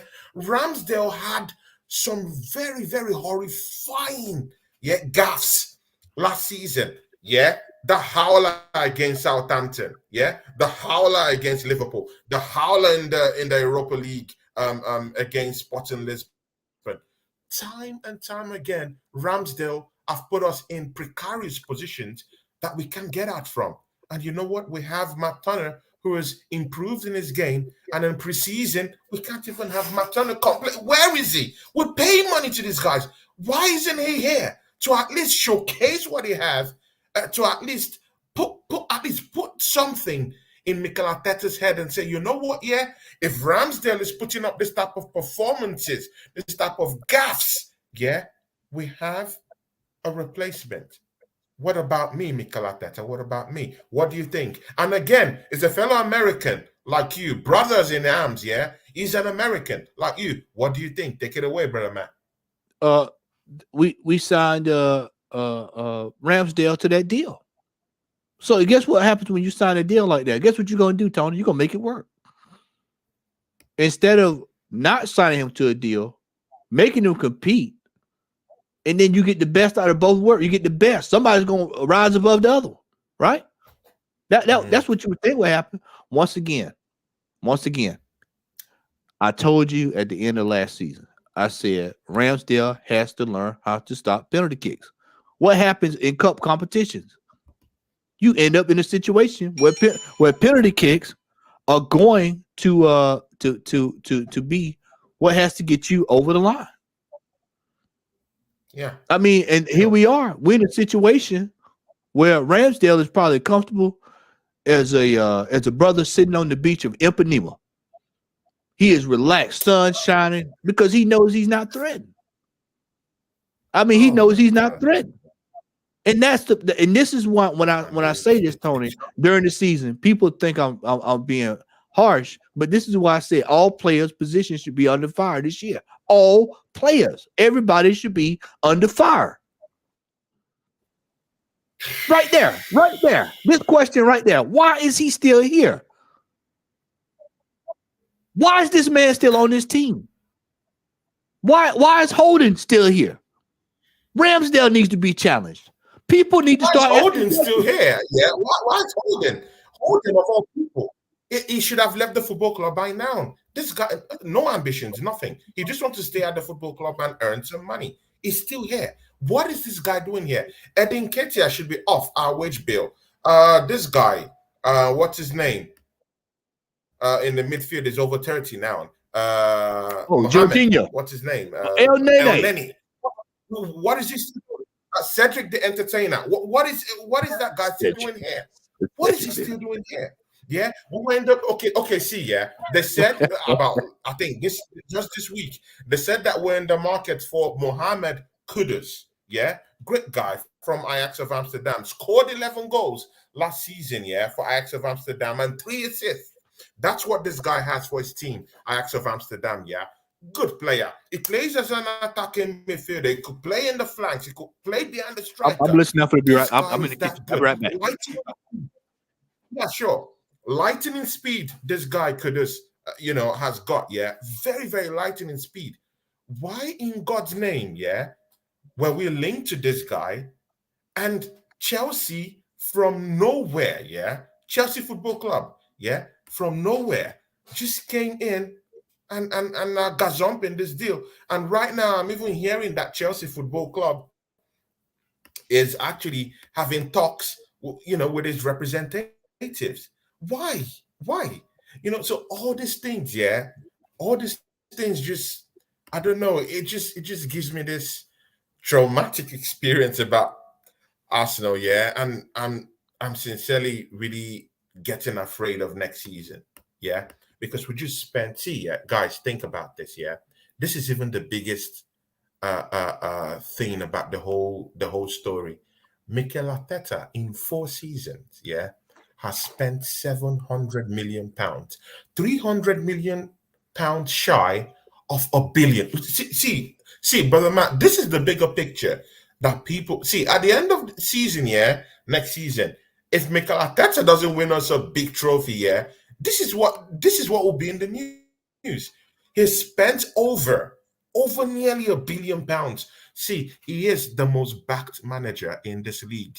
Take it or leave it. When was the last time you saw a manager this backed in the league? Yeah, £700 million. Yeah, this guy's been backed in the league. Yeah, and right now, you just spent £200 million and we're not seeing any improvement in the team when we come up against decent opposition. I have a problem with that, brother Matt. Yeah, a very, It's very huge problem. it's time for the games to be over. It is time for the project to be over. It is time for the youth movement to be moved along. We are in year 4, 5, however you look at it, and this manager has to produce. He has to produce. The goods have to be brought home from the grocery store this year. This is it. Yeah. This is it. And the symbol, shout out to you, brother, asking this question. Do I think that he's am I confident in him bringing the trophy in? No. People say, well, he won the FA Cup. No, that wasn't his team. And he also had timeouts, water breaks, juice boxes, and everything else in between. What has he done since then? What competition have we even been close to winning? We dumped out of Europe in the Europa League. We were dumped out in the Carling Cup or whatever you want to call it. We pissed it away last year. FA Cup, pissed it away. Pissed the title away last year. This is it. Tony. It's this painful. season, people need to be on their head this season. And this is why I said, short leash with me, man. Short leash. I'm not giving him the Christmas. He needs to come out of the gate ready to go. And I want to see a style of play. I want to see us putting the fire to these teams. But guess what? I still know who the manager is. So therefore, it doesn't surprise me. That's why when yesterday, you didn't see me getting on social media yesterday talking about. Yeah. You've been pretty quiet, watching from the shadows. Yeah. Watching from the shadows, like I told you. Yeah, because of course, I'll show y'all what I showed Tony off air. This is what I've been doing. Big up Cyborg Ninja, man. That's our guy. Cyborg Ninja, man. Love you to the core, man. You're my guy, yeah. Big up to you, Cyborg Ninja. You've been very tremendous to my channel's growth. Big up to you, Cyborg. I've been in the shadows watching, Tony. I've been watching. I've been sitting here looking. You've been watching in the shadows, yeah. I already know, Tony. What has changed since last season? Oh, we just added Declan Rice, Timber, and Kai Havertz. What else has changed? I still see players in this team from last season, bro. Last season, yeah. From last season, still in this team. So if I still see players in this team from last season that we all know, we don't have to call them out. You already know who they are, the usual suspects. Then what do you think is going to change? The first thing that should have changed is that those players that were not up to snuff should have been moved on to wake up the other players and say, you know what, shit, we got to get to work. We got to get to work. We got to get to work. Tony, let me pull up. I want to pull this up right quick. Let me pull up the first few games. Shout out to you, High Breeze Local Badger. Remember to subscribe to Tony Claude Gunner TV. Michael Thomas. Big up to you, High Breeze Local Badger. And of course, Mr. Thomas, make sure you subscribe to Tony Claude Gunner TV and make sure you support my channel. Yeah, big up, guys. Yeah, big up to you. Tony, Also, Wolf Fang Division, big ups to you, man. You're in my channel. Big ups to you. Cyber Ninja, big ups to you too, my friend. Assemble. Yeah. Jazz is in the building. Shout out to Jazz. What's up, brother? Jazz is in the building. Jazz is in the building, guys. Jazz. We love you, Jazz. Jazz is in the building, man. See ya, brother Matt. You need to bring in Jazz in our next. I hadn't even talked to Jazz much. We need to have Jazz, man. I miss Jazz. I miss him on air. Yeah, Jazz is up. He's I think him and TJ were on early. I'm gonna have to go back and watch that because I want to hear what they had to say about that display yesterday. Let me call this out right quick, Tony. I got the schedule right here. I want listen to these games right out of the gate. To hell with the preseason. We going straight to the season. Nottingham Forest out of the gate. Crystal Palace, Fulham, Man United. Man United right out of the gate. Everton, Tottenham, Bournemouth, City. Do you realize we got City, Tottenham, United? That's 3 critical games right out of the gate. 3. 1, 2, 3. Then you got Newcastle. You got Chelsea lurking behind that. This season is not going to be like it was last season, my friend. And people need to realize that. This is why I said this is the manager. Everybody says this. We have Super Mick Arteta. We have the best looking Spaniard we know. Well, I'll tell you what. He damn sure better come out this season and he better be looking spiffy and good. Because with that fixture list coming out of the gate this year, my friend, it's either put up or shut up, man. Put up or shut up. Put up or shut up. And we also know this to be true. Let me say this, because there's going to be a section of us that's going to come out and say, well, let's see where the team is in November, December, and we'll see where we're going. Well, look, we said that last season, and what happened? What did that matter when it came down the stretch last season? One thing that we know for a fact, this is a proven fact. We have seen this, Tony. We know this to be true, is that this manager does not respond well to pressure. He does not respond well to pressure. It doesn't, man. It doesn't. And of course, Wolfang Division also got a question here. See, I can't even answer that. You don't even need Matt for that one. See, Kirienteni, that's number 1, the number 1 suspect, yeah? And you could even see, yeah, when Kirienteni came into the matchup yesterday, that was when we started even having anything going on in the left-hand side. Yeah. That was when crosses started going in. Why is this guy not having any free time to play? Why in God's name? Trossard needs to be respected more in this team. He needs to be integrated more because this guy is not even into the team at all. He's been putting performances after performances and he's not getting a chance. Yeah? How about that? Trossard needs to be integrated more into this team. Kirienteni is not going anywhere. He needs to be brought in more into this team. How about that? Yeah? How about that? Good. I even give you a third one. How about Balogun, Wolfang? Yeah? How about Balogun? Yeah? This striker just blitzed the league in League 1. And he came here and no chances. Even yesterday, we're putting Eddie Nketiah for almost the whole game against Manchester United. Tony, didn't that not bother you yesterday, Tony? Tony, did that not bother you yesterday? I'm not a good guy. I'm a fair guy. The whole game. And all these lots. Yeah, let's be fair to them. Let's be fair. Let's be fair to these guys. Yeah, they deserve a chance.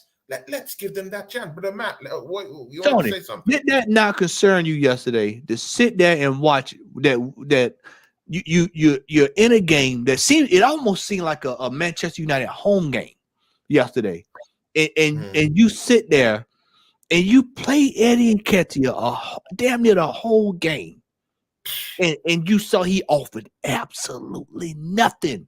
Nothing. See, not even a sniff. Nothing. He had nothing to offer. And even the balls he was to even cross, brother Matt, nothing. Not even a sniff. I'm tired of Eddie Nketiah. I'm sorry, man. I need him on loan. I like the brother. Of course. You want him on loan? I need him so. Young kid. I like the guy. But see, man, it's over. That experiment should be over. Yeah? We're tired of experimenting. See, the good thing right now, is that this market is still open. It's, brother man, the market is still open. It's open. It's not closed. It's open. We can go down there without shame. See, take away the shame. Yeah. You see, take away the shame. We ought to go down there and win the league title. That's what we want. We want to go in and win the title, Mikel Arteta. There's no shame. Yeah. Go in there. Yeah. Just agree that you've goofed with this Kai Havertz stuff. Yeah. I support Kai Havertz. Is a player of this football club. I support him for next season. But just agree that you've goofed the ball, yeah? Go and get us a prolific striker. That's what we need now, yeah? Go get us a prolific striker. That's what we need now. Go get a backup. See, mind you, brother Matt, we've not gotten a like-for-like backup for Bukayo Saka. That one, see, we've not even talked of that one. Aston Villa are making headway with Moussa Diaby. That's the your guy boy. we've been clamoring about to come in that would give Bukayo Saka a like-for-like kind of like challenger competition for that place. And for some reason, that guy would just let him sleep through our hands. And right now, we're allowing Chelsea Football Club to get in on the act with Kudus Mohammed from Ajax of Amsterdam. Yeah, just all under a week. We have genuine problems right now. And see, no shame, Mikel Arteta. There's no shame. Go in there into the transfer window. No shame in it. No shame. Completely no shame. Go get us a striker. Bring him in. Yeah. Let's win the goddamn title. I Tony, want the title until for this team. Let's go. Let's do it. The market is still open. We need to do it. We need to win the league next season. We need to challenge on all fronts next season. I need the Carabao Cup, brother man. Yeah. How about the Carabao Cup? The Mickey Mouse Cup. I need it. How about the FA Cup? I need the FA Cup next season. At least Arsene Wenger was always winning those cups, yeah? And I rate Arsene Wenger. I have loyalty. Arsene Wenger, but I'm sorry, I have no loyalties, yeah? Even if I like Arteta, I have no loyalties to Mikel Arteta. I have no loyalties, whatever, to him. But Arsene Wenger was at least winning the FA Cups, right? And this guy's not winning these things. I want us to challenge at all fronts. Give us the goods next season. Yeah, but I might want to say something. I just, Tony, I just don't see it up under this manager. I know what the expectation should be. We should be out competing on all fronts, winning the titles. You know, that's standard protocol with us. But as far as my outlook for next season, up under this manager, man, based off of what I'm seeing coming down the stretch, I'm sorry to be pessimistic, people. I'm just realistic. I just don't see. I do not see us. Big ups to you, Jess. Love repeating you, the heights of next season. I just don't see it because I know that this manager has completely. He is a serial bottler. Under pressure, he is no good. And I'm gonna tell you, Tony, this is what you get when you get a manager who does not have experience. Who does not have experience, and he has been given this opportunity. He has been given a Rolls Royce, and any other manager in Europe. Could you imagine if we would have got? And I know some folks hate when I say this, but Conte comes in. What you think Conte would have did if they gave him 700 million over that Spurs? I mean, this man has been back to high heaven, and it is time back. for him to go. It's the most backed. See, brother Matt, give me a manager who has been backed in this league like Mikel Arteta. Yeah, who just one. Big, no one Tony. has been backed like this guy. He's been backed. That's why he needs to deliver the goods. I want trophies. I'm not in about politics in this. I just want just give me trophies. I need trophies. I need silverware. Yeah, all these teams are. It is time. I want a trophy. How about that? I don't want to hear anything else. I don't hear anything about challenging this year from them regime. I don't hear nothing about the Emirates Cup. We need to be challenging on all fronts. But Tony, it's going to be sad to say, brother, I do not see it happening this year. And I want to go back to something that you brought up. I asked this question Friday with TJ. I asked this question Friday with TJ and American Idiots. Do you see Bukayo Saka lasted a whole season? Because I don't see it happening this year, buddy. I don't playing with fire. Oh, we're playing with big points you're bringing. Yes, in yesterday's matchup, Did you see the challenge? Yeah, it was. Yeah, that was. It was a two-pronged challenge on this guy. The New York Police Department. The New York Police Department should have been taking him in for assault on that guy. Imagine he has one or two of those challenges, man. That's off Bukayo Saka for the whole season. To be very sincere with you, imagine Arsenal without the goals of Bukayo Saka. Tony, that tackle yesterday, the NYPD should have been brought onto that pitch, and he should have been arrested for assault, attempted assault for that tackle yesterday. That was an absolute disgraceful challenge, and I'm a hard-nosed player. That is absolutely that was an absolute disgrace before God yesterday. Now imagine had he got hurt. Oh, Reece Nielsen's gonna come in and sort it out. This is what I tell people: you have to have quality in all positions, and this is why I said, okay, Rice is cool. Timber, you know how I feel about Timber. We can go back and forth about Kai Havertz. We are still 4 players short. We're still 4 players short from what we need to actually compete. In what way? Just before you answer, in what positions? See you guys in the chat. Keep the chats coming. Yeah, we'll soon end the show, but please keep the chats coming, please. Yeah, guys. Yeah, keep the chats coming. If you're from my Adam's channel, please make sure you subscribe to Tony Clark Gunner TV. It's very important, yeah, because me and him, this is our new show together. The 2 henchmen, yeah, game review and reactions, yeah. Me and brother Matt. 1 week in his channel, 1 week on my channel. The 2 henchmen, yeah.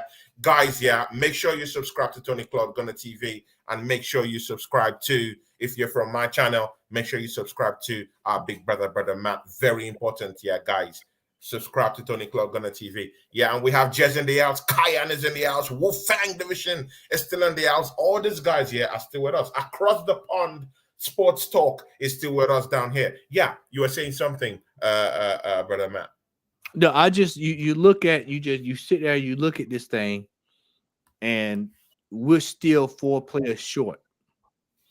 And Tony, let me say this: if we plan on winning something, we need to add a striker. We need another defender.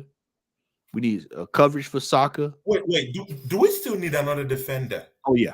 Oh, you saw Gabriel yesterday. You saw that. Let me tell y'all. Okay, Gabriel. Let's say Gabriel goes down. Who's going? Hey, hold on, Tony. Hold on, Tony. Hold on, Tony. Who is still in this team? If Gabriel goes down, who is still there? Who's going to go right there? Who do you think? Again, no, I ain't gonna let you do it. Who do you think Arteta's gonna put there in that position? I know Timber's in the team. I know Tommy Yasu's in the team. I know Ben White's in the team. But who do you think Mikel Arteta's gonna put there if the player goes down? If he goes down, Rob Holding. Let the quiet sit in for. Hey, just let that sink in for a while, yeah. Guys, let that sink in, yeah. Just let it sink in. Let it sink in. 1 minute. Just let it sink in. Let it sit there. Just think about it. Rob Holding. A moment, guys. Yeah, a moment of silence for that. A moment of silence. Oh my God. Rob Holding. Bro, it's Rob Holding. I mean, just think. Just Tony. What I said earlier. I'm just seeing it right now. Tony, what did I tell you? Earlier? I said players that are still in this team from last season that should have been gone as soon as the season is over with are still here. Which means I expect him to pull the same stupidity with these same players. Tony, we got a lot of work to do before the season starts. And we're getting closer and closer. So you're saying we still need a defender, right?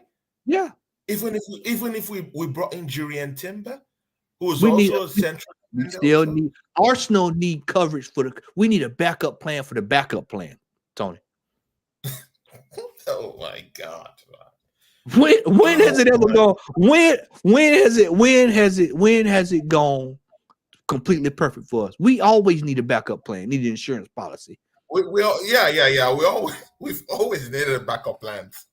Always. Yeah, we need a backup plan. What has shown me what I've seen this summer is that we still have the same tendencies that we had last season. We overhype. With Arsenal fans are still overhyping games. MLS All Stars is a classic example. People were dancing around, ricing and rice, baby. You know, rice, baby, right? Rice, baby. You know, yeah. You know, it's just absolutely, it's astonishing. Play that funky music, Rice Boy, all that stuff. I mean, just silly stuff. And when it comes down to it, we still have work to do. We have got a lot of work to do before this season. We have work to do. That's for sure. We have work to do. Hey, let me throw this out there too before we go, Tony. Let me throw this out there too. I'm gonna bring up something too. Conditioning. Conditioning. See, we got all day. Shout out to Cyborg Ninja. Shout out to Frank Anyasi, who's here. That's my big guy here. Top gunner here, guys. Yeah. Frank Anyasi, love that guy. Wolfang Division, big ups to you.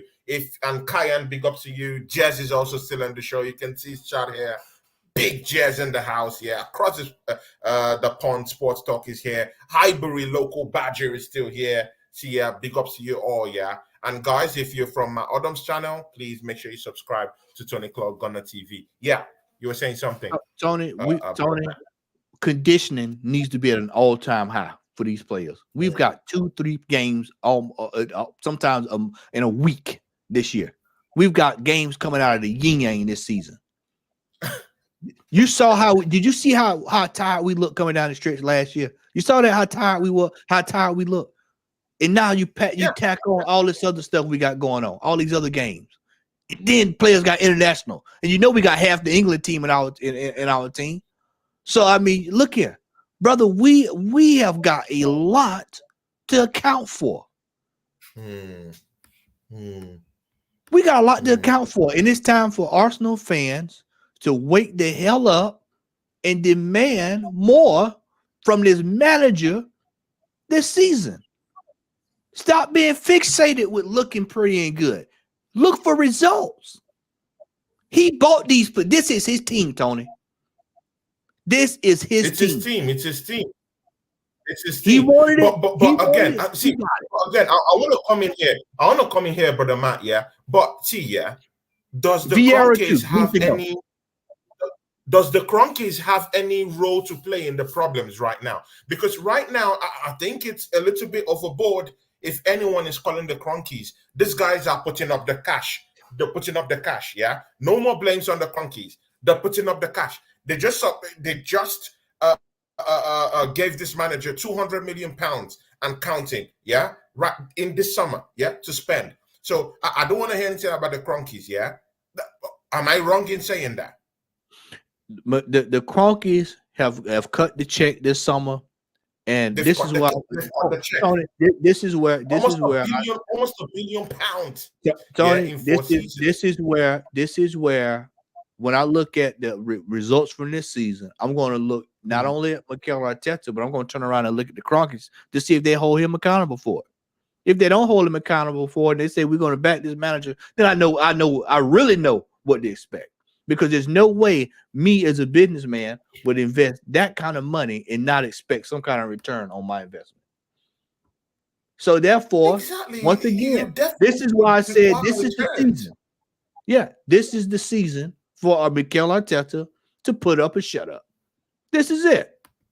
This is the season. It has to be. Now, AFTV and all the rest of the usual suspects, they can spin it however they want to spin it. They can spin it however they want to spin it. But the reality of the situation is this, is that this man has been back to high heavens, and it's time to see some results. It's time to see some results. I'm sorry. I'm sorry if I'm stepping on toes. I'm sorry if the people who watch this later on are going to say, oh, man, this yank doesn't know what he's talking about. I know this to be true. The manager's been back to high heavens. The money that has been given to this man, you would have coaches across Europe dying to have a manager drop in this kind of money to help them. Could you imagine Ancelotti getting $700 million over at Real Madrid last year? You know what he could have did. PSG. Some of these managers over here, they just get it. It is time for us to hold it. It's time to hold Mikel Arteta feet to the fire. This is it. See, brother Matt, yeah, there's also something that I've taken note of, yeah. Look at Pochettino, who just came into Chelsea Football Club. Oh my God. Tony. This guy got this guy's winning in preseason. He's galvanized that team, yeah. This guy's scoring goals. Tony, y'all surprised. Yesterday, even Modric that couldn't even score a goal. This guy's scoring goals right now. Nkunku is scoring goals. See, yeah, this guy's their team should be weak right now. But Pochettino is coming down there, yeah. That's what a manager does. That's what a quality manager does. He's scoring goals. Even if that team is supposedly supposed to be a weak team because they've just plundered that team, yeah. Kai Havertz has gone out from that team. Mason Mount has just left that team. They're selling all their stars, yeah, in that team. But this guy has come in, yeah. They just beat Brighton 4-3, yeah. Maybe defensively they have a problem. Good and okay, I understand that. But man, they're scoring goals. Chelsea were not even scoring goals as at last season. Goals were their problem. But man, they're scoring 4s and 3s right now. Pochettino bringing in the goods. Tony, Tony, what did I tell you? Number one next season. Tony. I do see Arsenal going far next season. Guys, clip that. Yeah, I do see Arsenal going far. But see, man, it won't be an easy task. Chelsea Tony, is also. What did I tell you? Pochettino is there, yeah, guys. He's there. What did I tell you earlier in the show? I said Newcastle, Manchester United. Nobody's even talking about Liverpool. They don't expect Liverpool to do anything. Liverpool, Chelsea, Aston Villa, Aston Martin, whoever else you want to call these other teams. I'm just being facetious. These other teams are going to be ready to go. They don't give a damn about 248 days at the top last season. They're going to be ready to go. Everybody at the beginning of the season, everybody's going to think they have a chance. Arsenal are a marked dog this year. We're not sneaking up on nobody this year. There's no sneaking up this season. There's no none. sneaking up, right? Nope. I reckon go to pull. OG in the building. Yeah. Pull. That's the OG in the house, yeah. But Matt, you were saying something. I'll say this before we get ready to close. The manager at Chelsea is a manager, regardless of whatever he hadn't won.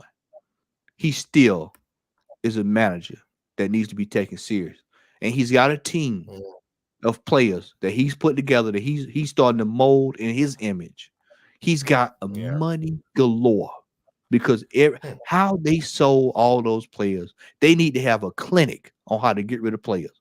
A summer clinic, a 2-week seminar on how to get rid of players. And we need Arsenal to be sitting over there on the front row because they have put on a clinic this summer on how to get rid of dead wood and get top dollar for it. Chelsea may not win a title this year, but they'll have a say-so in who does, and they may play a part in winning one. I don't think they'll win one, but they may have a part in it. But they'll definitely be a factor this season. Yeah. Liverpool. They don't stand for it too often over there. Got 2 new midfielders, Dominic. Yeah. Great midfielder. He can cut defenses open. Newcastle. They also got this guy, McAllister. I wanted McAllister in. Yeah, nowhere to be found at Arsenal, but Liverpool got that guy. So things might change this season. Newcastle is going to be ready to roll. It's going to be a long season this year.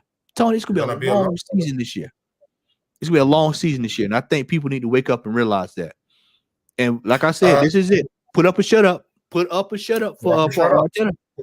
Put up a shut up. See, we have that crunch match against guys, it's a friendly, but again, it's against FC Barcelona. What's your prediction for that matchup, my brother? Do you see us beating FC Barcelona?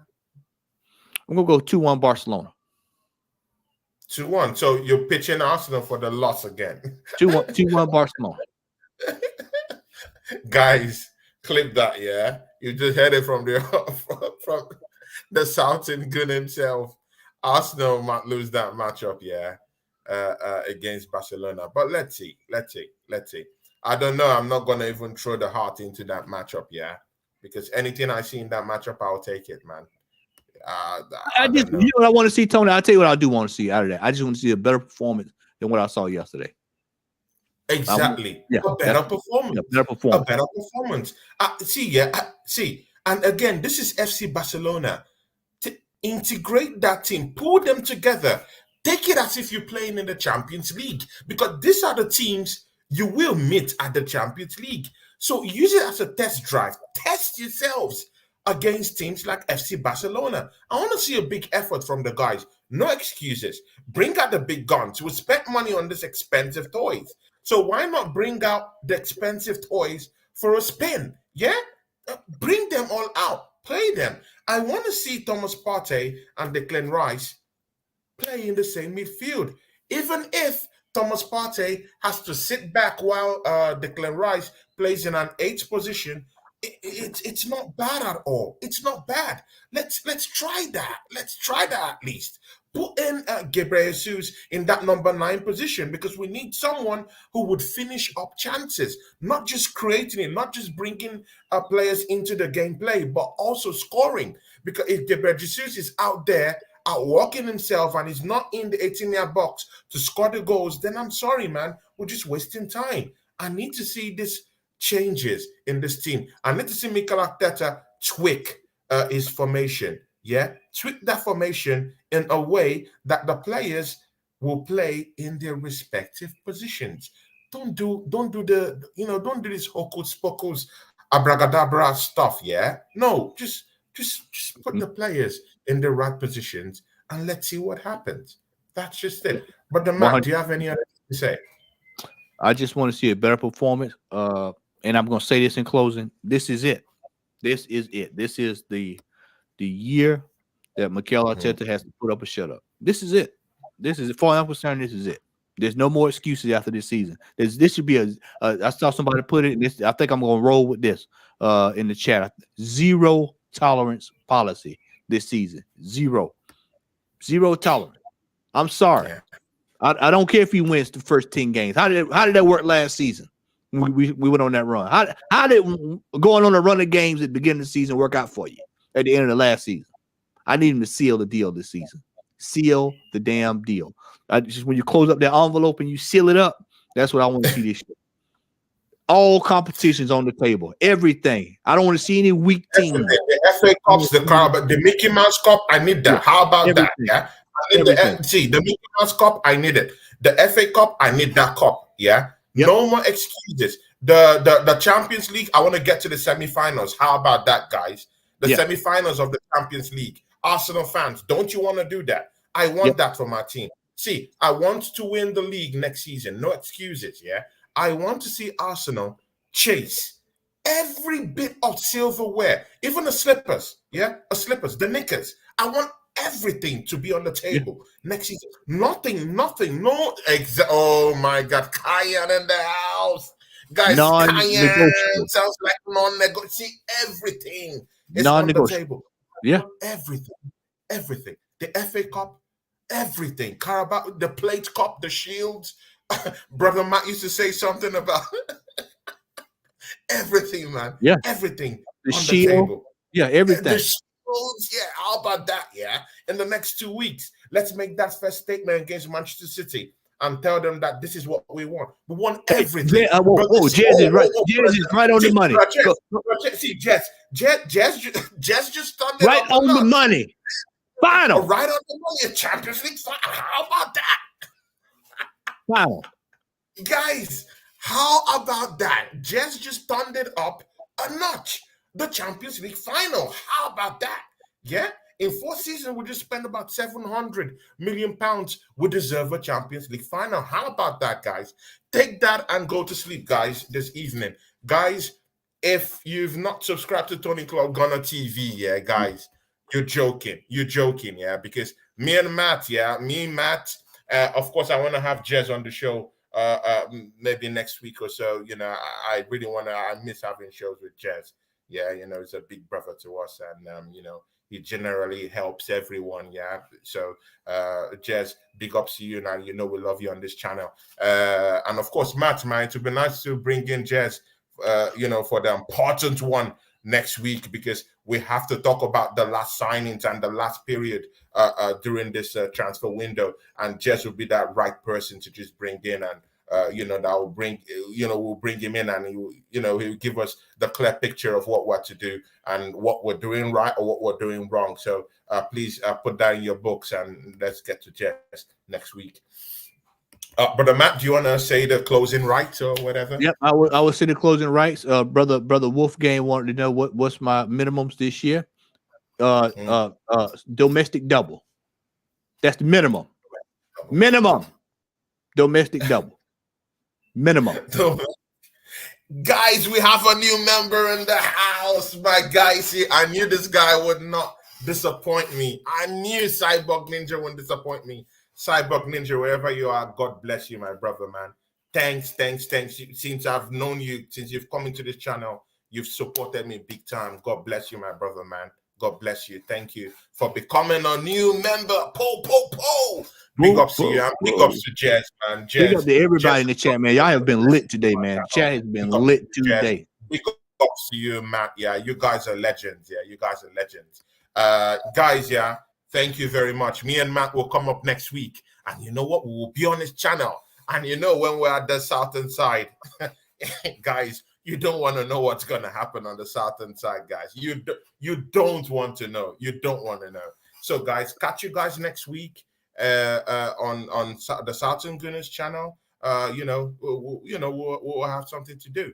And of course, if we don't show up in that Barcelona match, I might just drag Matt down here to just have a little bit of a chat with him if we don't produce the goods against FC Barcelona. Thank you very much from me and Matt. Peace out. Peace out.